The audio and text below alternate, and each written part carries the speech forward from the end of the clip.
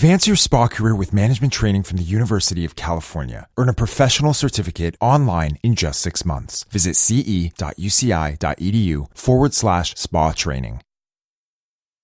Hi, welcome to SpaCast by Spa and Wellness MexiCaribe. I'm Sarah Jones, and today I'm talking with Sonee Singh, holistic aromatherapist and wellness coach for Petal Life. Sonee is a wellness coach, international certified health coach, and registered aromatherapist.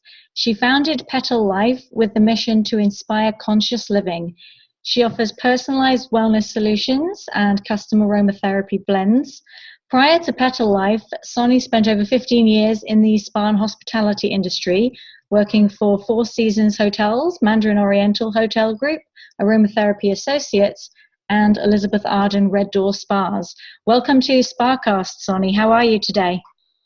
I am great, Sarah. Thank you so much. It is such a pleasure to be here, and I'm honored that you have decided to speak to me today. Thank you. We appreciate your time. So let's get started. We're going to talk about customization of spa experience. So, Sonee, why is customization of spa experiences so important?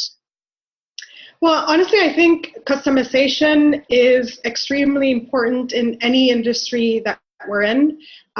We are all unique individuals, and this is something that I bring into my practice a lot, is just because something works for one person doesn't mean that it will work for another. And customization acknowledges this. In spas, I think it is particularly important because it helps the guest who's coming into the spa feel heard and feel understood. And I think especially when people go into spas and they're looking for individual attention, they want to know that they're getting something that is special and something that addresses their specific needs. And when this happens and when a spa is able to deliver that, people and the guests that go there really treasure the experience. I think that's what helps to build loyalty and what helps to spread the word about the spa. The one thing I did want to say is that, and particularly kind of thinking about the experience that I've had with the industry and how things were when we first started. When I first started in the spa industry, what we were more focused on as operators was creating consistent experiences. And we wanted to make sure that every therapist was doing the same treatment from one guest to another. And I think that what we have done in a lot of places, and what we also have to continue doing, is acknowledging that the value is in evolving that, so that we acknowledge that protocols and consistency teach us the basic, but the specialty comes in being able to customize the experience for each guest. Excellent. I couldn't agree more. And we're going to go into some ways that the spa experiences can be customized. But one of the things that I notice when I go to spas is that even a massage service, when a spa is asking people to fill out a consultation form, and whether it's putting a little X near the areas of concern or asking to avoid certain areas that are not comfortable for the guest to be massaged on, even that can create an amazing, meaningful experience that's tailored to the specific guest. Or it can, as unfortunately often happens, it can be completely ignored.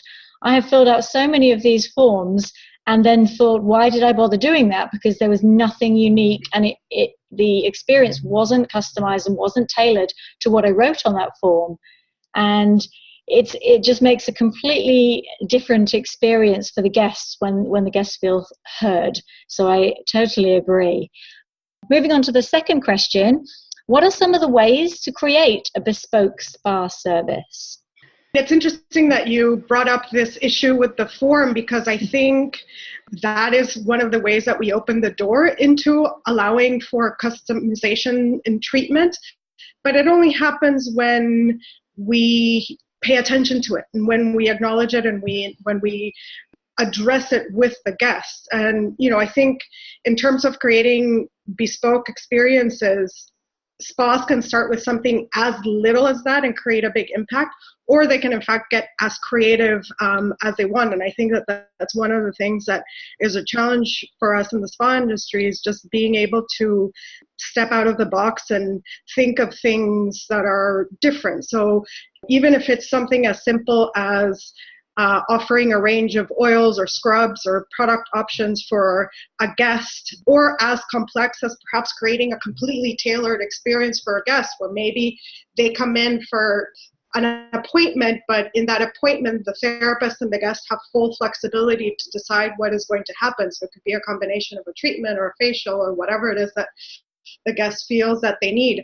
The reality of that is that it's a very hard thing to do, because not only do we have to make sure that the therapists are well trained and equipped to provide a range of services, but then, in a lot of countries and a lot of places, you get into the complication of making sure that the therapist has the licenses to be able to do all of those things. It also would require the spa to have a lot of training, and, that can be costly on a lot of levels. But I think it starts with paying attention to the guests and allowing for the therapist to have a conversation with that person at the start of the service. Like, one of the things that we do very well in spas, I think, especially in aesthetics, is you start a facial and so the esthetician sits with a magnifying lamp and looks at your face and has a conversation with you about what's going to happen in that facial service. And that's something that we can bring into massages or body treatments that would be a simpler way to start creating more bespoke services, where it's not just a consultation form that somebody fills in, but a conversation that happens where the therapist has a conversation with the guest and says, what exactly do you want to address and what can we focus on today, and address that. Excellent advice. Yes, I agree. And one of the challenges in this area that we face definitely is language, of course. So covering Mexico, Caribbean, Latin America, you've often got guests who are native English speakers, or even European guests who speak English as a second language. And then you've got therapists speaking in their native Spanish, Portuguese, whatever language they're speaking. And then again, in their second language or third language, they're communicating with the guest. So it definitely is something that does require a lot of training. Like you said, starting small and building on that can definitely create a great experience for our guests. How can spas get started with implementing some of these ideas? It's interesting that you brought the issue of language, because I would say some of the best treatments that I've had throughout my career have been with therapists where I had a difficulty in communicating language with, and I think that's because they were more tuned into my body. And so in a way, they either read through, like they could feel, touch my body and figure out where the tension was, but we also did a lot of sign languages, in the sense of, we had the form in front, they wanted to see, okay, I've X places in the form where I've said I had concerns, and they would touch it and tell me, here, like, is this where you have it? And I think that just comes with the person or the therapist wanting to connect with their guest. And if they have that intention, regardless of the language being spoken, we're able to deliver that connection with the guest. So I think in terms of starting to implement some of the ideas is not only building it into every treatment so that, at the start of every treatment, this is what happens. There's a time that is built in for the guest and the therapist to connect, but also to give the therapist the tools to have that be part of the training that they go to, that it's an important part of the treatment experience for them to spend that time with the guest and perhaps give them the resources that they need in order to have a more effective communication. But beyond just the communication, I think also with spas, what I said before in terms of urging them to be as creative as possible and maybe offer more product options for a guest, even though their menus can be a little bit more streamlined. One of the things that I always find in spas is that not always, but in a lot of spas, we have these like gigantic menus that confuse guests because they don't necessarily know what each of the different treatment means, or if there's different kinds of scrubs, what the difference is between a coffee scrub and a salt scrub and a sugar scrub. And perhaps it's a matter of saying, okay, well, we'll offer an exfoliation to the guest. And then when the guest is in the treatment room, then we describe the different kinds of exfoliants that they can use, which can range from a body brush or a wrap or a mask or a jojoba bead scrub or whatever they are. And that's where you create the customization in that guest experience. So the guest thinks, oh, look, I was involved in this choice. I now understand what is happening to me. I feel like I'm being heard, and I'm still getting the exfoliation that I'm looking for. And I think that's somewhere where we really can step up as an industry. Definitely, I agree. Once you've got the guest involved in the process, they are going to enjoy that entire experience far more. I agree with the menus as well. There doesn't need to be 100 different treatments. There needs to be a lot of basics that you can then further customize with the guests. And that's some great advice for spas that we're beginning to see around the industry, but there's a lot of room for improvement. So spas who are looking to get ahead of the curve can take this advice and run with it and create some great experiences. So how can these tailored experiences generate more revenue and positively affect the spa's bottom line? Well, I think it goes back to what we talked about at the beginning, with people just feeling that they're listened to and that they're understood. I think this helps create a bond between the guest and the therapist, and eventually that bond permeates into how the guest feels about the spa. We all live such hectic lifestyles, and they're getting more and more hectic as more connected we are. And so when somebody actually stops and pays attention to what is going on with us, they listen and they actually accommodate to something that we have either requested or that we have acknowledged we need, then we feel that we're heard, that we're seen, and it makes us feel important, it makes us feel special. And I think that carries an immense amount of value these days, which will drive loyalty for the spa. I mean, in my experience, the services and spas that kind of brought the best customer retention were the ones that allowed for more customization. It's the services that naturally allow for a guest to connect with the technician or the esthetician. And I feel that the more that we allow that level of customization to permeate to all levels of the spa experience, the more loyalty we're able to generate. Excellent, yes. And loyalty will increase the numbers. And that's what all the spas are looking for at the end of the day. We all want to have the spa run as a profitable business. Thanks so much for your insight there, Sonee. My next question is, what has been your biggest aha moment within your career? Well, interestingly, it is this kind of realization that I came to where, it was driven home to me that we are all bio-individuals, that we're all unique, that one size does not fit all. It actually really turned around my career. It's what drove me to pursue more learning in the wellness industry, and also helped me sort of turn my business around to make sure that I was delivering more customized experiences.